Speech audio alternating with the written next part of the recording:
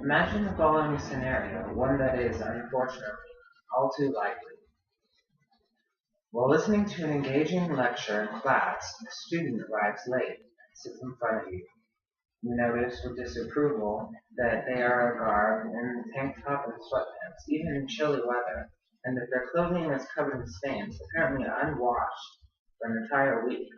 Judging from the rank smell in the air, the student has also gone unwashed for a week. You notice all of this, of course, because the person in front of you insists on distracting you by scratching at their greasy hair. The sound of their ragged nails against their scalp is undoubtedly disturbing and leaves you no question as to why they continue itching at their greasy hair.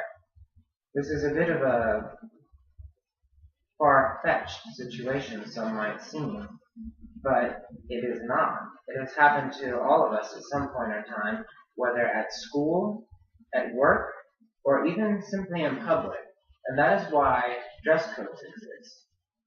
These are enforced in a variety of ways and by a variety of different institutes. Sometimes in restaurants, bars, even shops there are dress codes. In schools and at work, we are all expected to dress and hold ourselves by a certain standard. Of course, this varies from area to area throughout the country and worldwide. For example, in New York City, where I'm from, it would be acceptable for a man to spend his entire day in formal wear, while a man here wearing a suit through his entire day might receive a few glances unless he were involved within the business sector.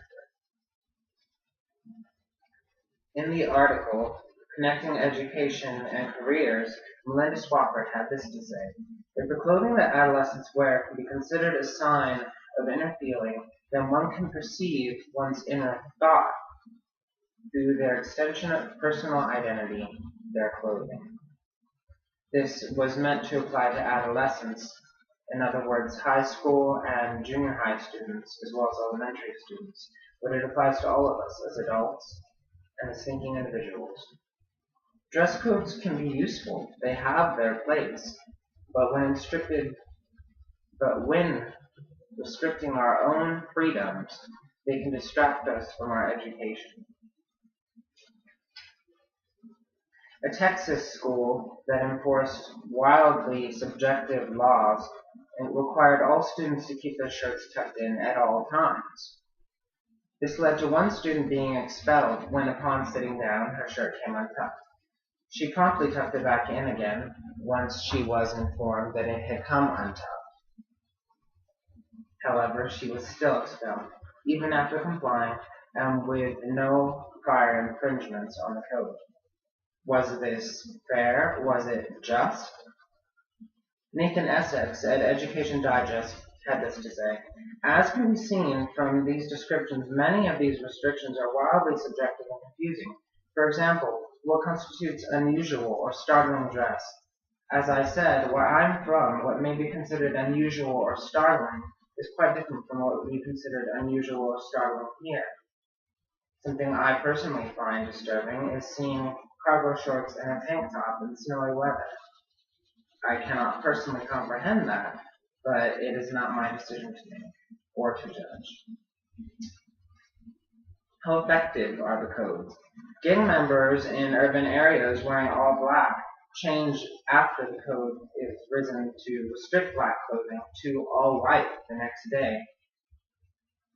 This also typifies and punishes comparatively innocent students, the subgroups known as emo or goth, who choose to wear all black clothing as a reflection of the darkness within their hearts.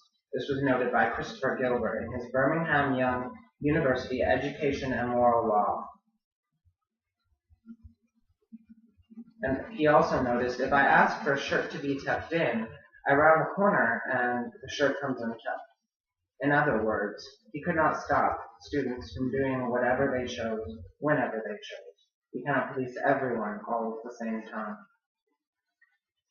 In the employment sector, Hollins versus Atlantic Company stood out to me, a case where an African-American woman was punished for wearing her hair in finger waves, while a fellow non-minority co-worker was not punished for having her hair in the same way. Also, after the African American woman was informed that her hairstyle was unacceptable, she changed it to one that she felt was more acceptable, a hairstyle that a non-minority person was also wearing. Yet still, she was fired. Hence, Collins versus Atlanta Company. In another part of the country, a native man was asked to cut off his braid, a symbol of his religious devotion. Earl Ingram, in his Journal of Individual Employee Rights, noted this case, as well as the Collins versus Atlanta Company, wherein someone's race or religious status caused issues with their dress code. Ido Lando, in Ethical Theory and Moral Practice, noticed that these codes can restrict freedoms while enforcing certain others. All of these cases of students being expelled for leaving their shirts untucked, persons being fired for simply having their hair in a certain style, having a smelly student sitting in front of you, or being that smelly and disheveled student yourself. These may seem to be extreme cases, but they are things that we come across in our day-to-day lives all the time. It's up to us as students and scholarly individuals to uphold our own high moral code, regardless of the codes enforced upon us by others.